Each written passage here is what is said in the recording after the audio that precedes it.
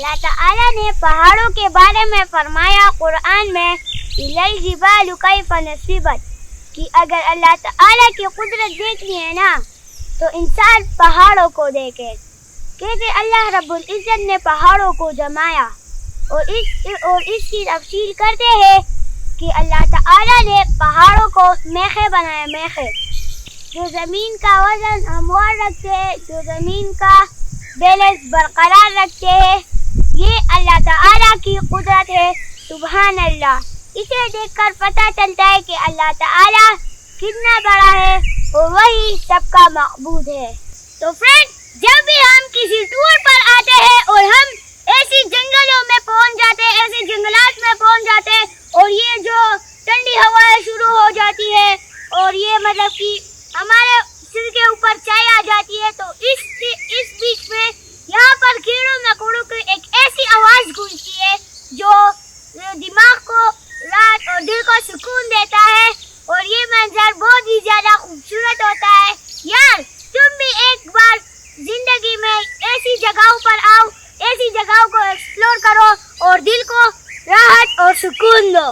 اور ہمارے چینل کو like, subscribe, share and bell icon بھی دبا دو.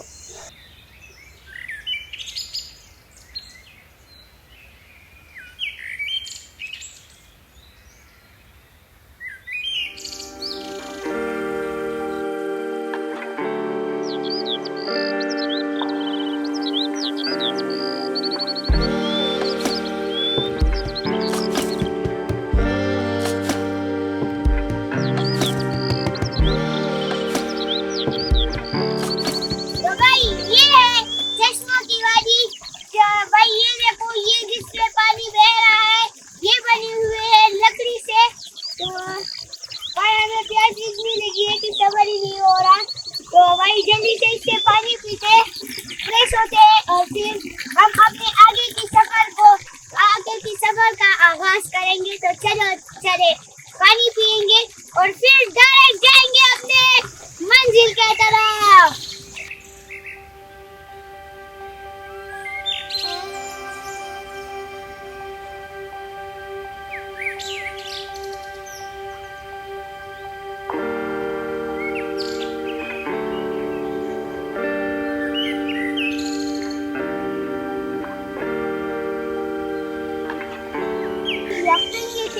یہاں تک راستہ بہت زیادہ خراب تھا, کٹنگ تھا اور مطلب کہ پتہ وغیرہ بھی بہت زیادہ تھی, تو اس لیے ہم ٹھیک نہیں چل پا رہے تھے.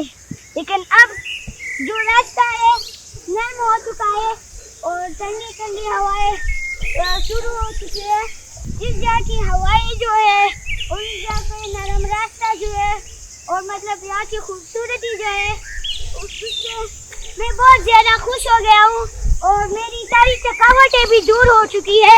یہاں پر بھی واٹر بس گرا تھا اور جیسے یہاں پر گرا یہ بہت بڑا گڈھا ہوا ہے, جیسے یہاں پر گرا تو اس کے بعد نیچے پانی جانا شروع ہو گیا اور یہ تباہی مچنی شروع ہو گئی. یہ دیکھو, آپ لوگوں کو میں بڑی نزدیک سے یہ والا دکھاؤں گا. تو چلو آپ لوگوں کو میں یہ والا بڑا ہی نزدیک سے دکھاؤں گا. یہ اتنا بڑا جو گڈھا ہے یہ واٹر بس کی وجہ سے ہوا ہے. جہاں پر ابھی میں کھڑا ہوں نا, یہاں پر ہی واٹر بس گرا تھا اور یہاں سے پھر واپس مطلب نیچے کی طرف جانے لگا اور تباہی مچنے لگی.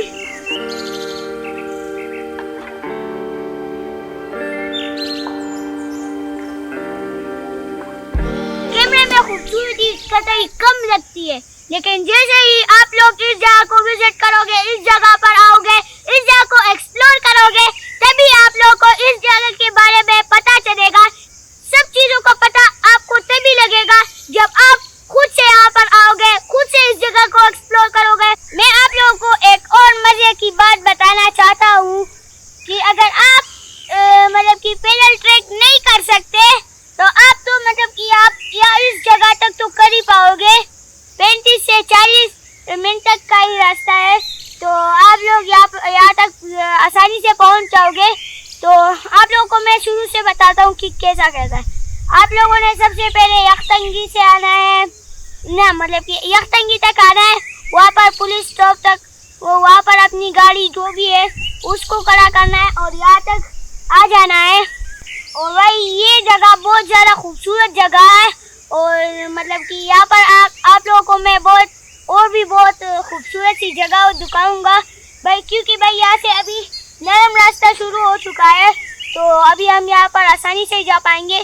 तो यहाँ तक आप लोगों को मैंने दिखा दिया, इससे आगे इससे भी खूबसूरत जगह है वो भी आप लोगों को दिखाऊंगा, लेकिन हमारे साथ जब जुड़े रहोगे तो तभी देख पाओगे, ऐसे नहीं भाई आगे तक देख लो बस हट जाओ।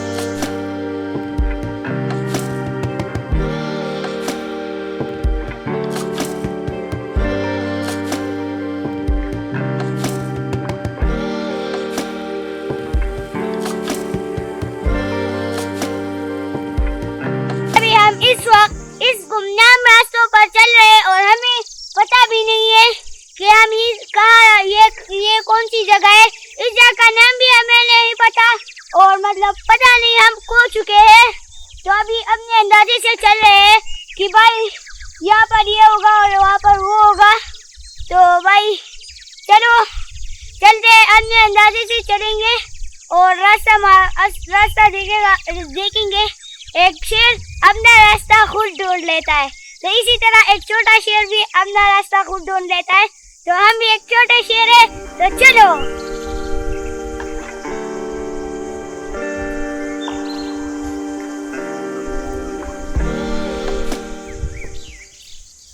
दगरल मना किसपन किया पेले गगवा जमा सादा लालिया पेले गगवा।